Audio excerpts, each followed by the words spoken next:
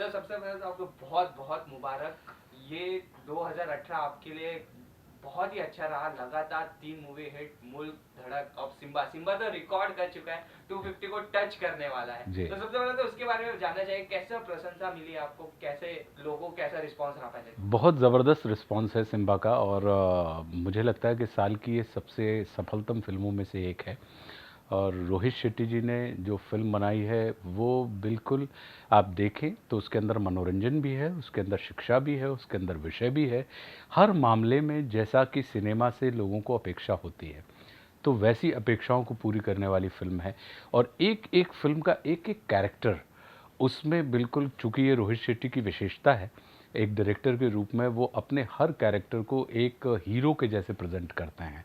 चाहे वो अगर एक सीन के लिए आए, दो सीन के लिए आए, लेकिन वो पूरा न्याय करते हैं। और इस फिल्म की सबसे बड़ी खास बात यह है कि इस फिल्म में चाहे रणवीर का कैरेक्टर हो, चाहे आशुतोष का कैरेक्टर हो, या जज का कैरेक्टर हो, या सिद्धू का कैरेक्टर हो, सारा का कैरेक्टर हो, या सोनू सूद का कैरेक्टर हो, ये सारे के सारे कैरेक्टर्स अपनी छाप छोड़ के जाते हैं। यहाँ तक कि अजय देवगन साहब की जो एक एंट्री है, जिसे आप कैमियो कहेंगे, वो भी लोगों के दिमाग में उस किस्म का उत्साह पैदा करती है।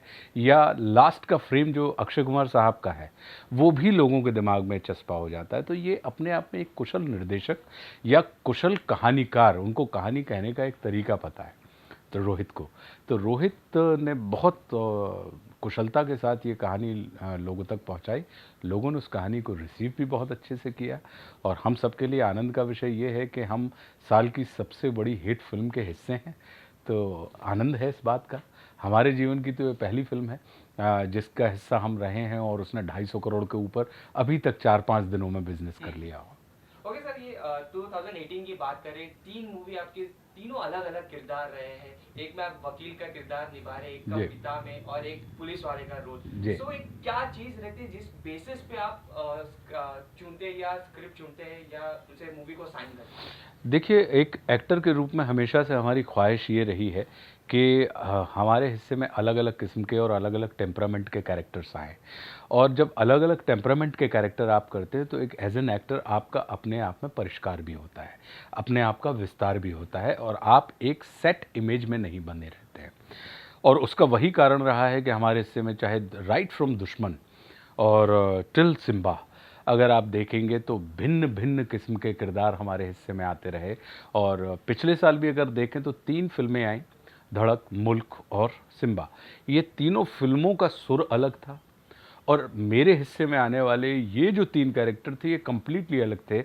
और सबसे अच्छी बात है कि फ़िल्म मनोरंजक भी थी, लेकिन विषय प्रधान भी थी। जैसी फ़िल्में करने का हमारा मन होता है, या जैसी फ़िल्में देखने का एक दर्शक के रूप में हमारा मन होता है कि मनोरंजन तो हो, लेकिन एक विषय भी फ़िल्म के अंदर हो। तो अगर धड़क देखें तो ऑनर किलिंग के ऊपर थी। मुल्क देखें तो जो आज की तारीख में एक जो रिलीजियस डिबेट हमारे देश में चलता रहता है, और एक टेररिज्म की जो एक अवधारणा है उसके ऊपर थी।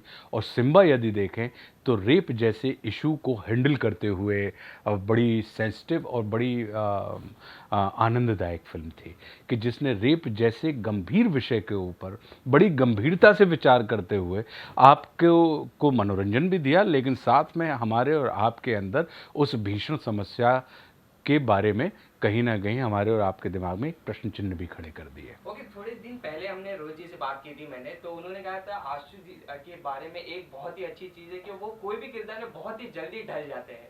तो कितना मतलब आपको बहुत प्रैक्टिस करना पड़ता है कि आप स्क्रिप्ट के आप नेचुरल है क्या स्क्रिप्ट में ढल जाते हैं आप? ये सबसे पहले तो मैं धन्यवाद दूंगा मेरे डायरेक्टर्स का कि वो मुझे बड़ा प्रेम करते हैं और मुझे पूरा विश्वास देते हैं। और जब आपको प्रेम और विश्वास मिलता है एक अभिनेता के रूप में अपने निर्देशक का, डायरेक्टर का, तो फिर वो विश्वास और प्रेम ऑटोमेटिकली आपसे वो चीज़ें परफॉर्म करवा लेता है। एक और चीज़ एक एक्टर के रूप में हमेशा से हमारे अंदर रही है कि मैं कभी भी आपको परफॉर्म करते हुए ना देखूं, मैं आपको बिहेव करते हुए देखूं। तो जब आप किसी कैरेक्टर को परफॉर्म कर रहे होते हैं और जब आप किसी कैरेक्टर को बिहेव कर रहे होते हैं, तो निश्चित रूप से दर्शक के दिमाग में उसका असर बिल्कुल अलग होता है। तो मेरी कोशिश रहती है कि जैसा पात्र हो, उस पात्र में वैसा आपको ढल जाना चाहिए।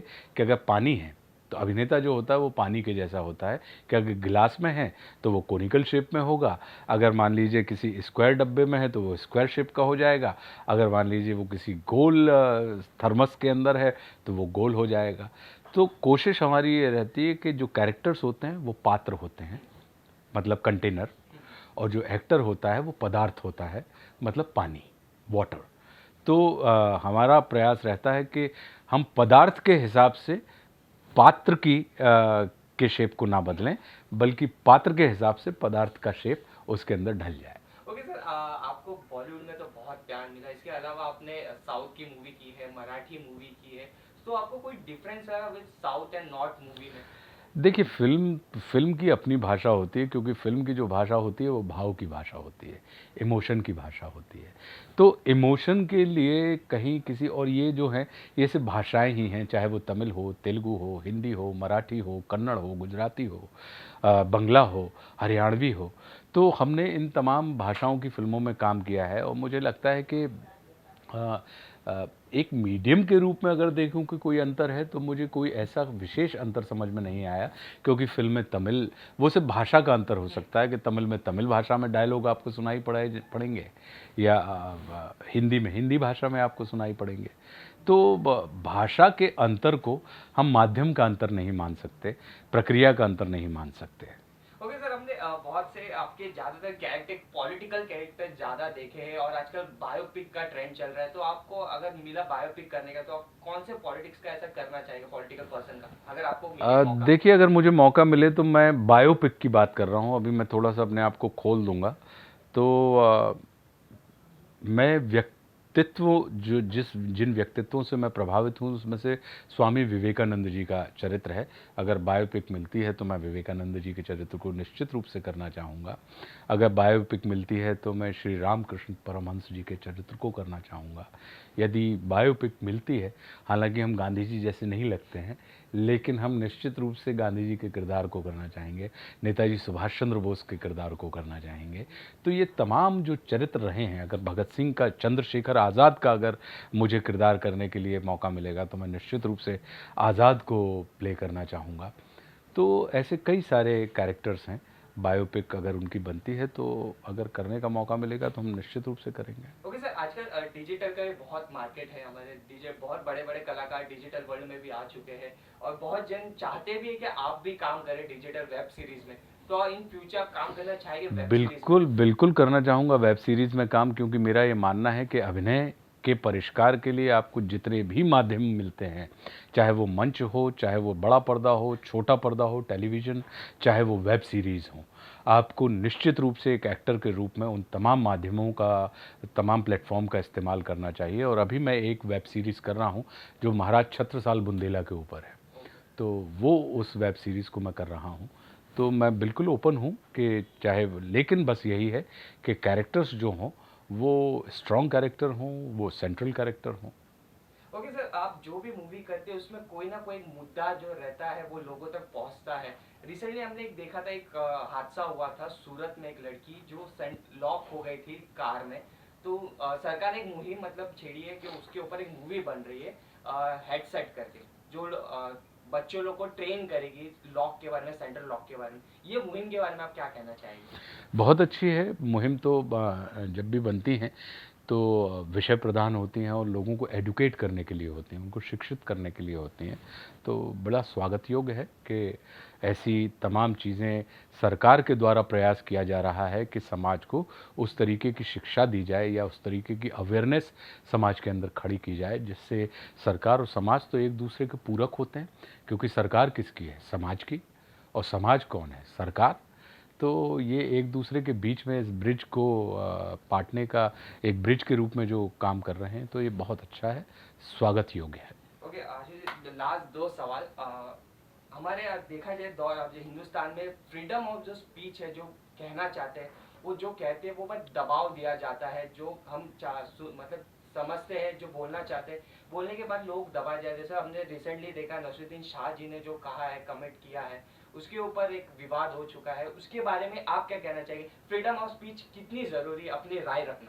देखिए, स्वतंत्रता और स्वच्छंदता दो अलग अलग चीज़ें होती हैं। फ्रीडम एंड फ्रीक आउट, ये दो अलग अलग चीज़ें हैं। तो हम फ्रीडम ऑफ स्पीच की बात कर रहे हैं, फ्रीक आउट ऑफ स्पीच की बात नहीं कर रहे हैं, स्वच्छंद चिंतन की बात हम नहीं कर रहे हैं, स्वतंत्र चिंतन की बात कर रहे हैं। और स्वतंत्र चिंतन का सीधा मतलब ये होता है कि दो विचारों के बीच में हम और आप एक दूसरे से असहमत रह सकते हैं, लेकिन आवश्यक नहीं है कि हमें उस असहमति को अशिष्टतापूर्वक व्यक्त करना है।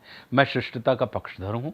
आपको अपने चिंतन के हिसाब से, अपने अनुभव के हिसाब से सोचने का पूरा अधिकार है, लेकिन उसमें सिर्फ हमें इस चीज़ को ध्यान में रखना चाहिए कि हमारे बीच में वैमनस्य नहीं है, हमारे बीच में वैचारिक विरोध है।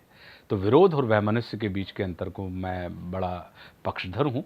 मेरा ये मानना है कि हम असहमत रहें, आवश्यक नहीं है कि कोई व्यक्ति किसी के विचार से सहमत हो, असहमति हो सकती है, लेकिन असहमति भी शिष्टतापूर्वक की जा सकती है, क्योंकि शिष्टता जो है वो स्वतंत्रता का प्रमुख अंग है। स्वतंत्र व्यक्ति शिष्ट होता है, अशिष्ट नहीं होता।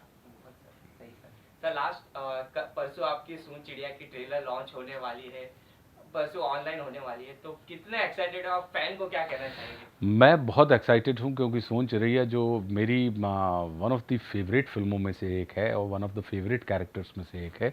और अभिषेक ने इस फिल्म को, अभिषेक चौबे ने बहुत तसल्ली से बनाया है, और हम लोगों ने एक्सट्रीम वेदर्स में उसको शूट किया है। हम एक्सट्रीम कोल्ड में चंबल की घाटी में भी थे, तो एक्सट्रीम हीट में भी हम चंबल की घाटी में रहे, और हमें बहुत शानदार रेनफॉल भी चंबल की घाटी में देखने मिला। और तकरीबन हमने वहाँ पर 80 दिन बिताए चंबल के उन बीहड़ों में, जो कभी हमारे डकैतों के नाम से प्रसिद्ध हुआ करते थे, या जिन बीहड़ों में डकैतों की उपस्थिति के कारण आम जन पहुंच नहीं पाता था। और उसको बहुत तसल्ली से कैप्चर किया है। बड़ी विषय प्रधान फिल्म है, बड़ी मनोरंजक फिल्म है, और जो मुझे लगता है कि दर्शकों को काफ़ी पसंद आएगी। 2019 की जो शुरुआत है, जैसे सिम्बा ने एक शानदार बैंग के साथ 2018 को विदा किया, तो मुझे लगता है कि सोन चिरैया शानदार क्लैप के साथ 2019 की शुरुआत करेगा। Thank you आशुष। शुक्रिया। धन्यवाद।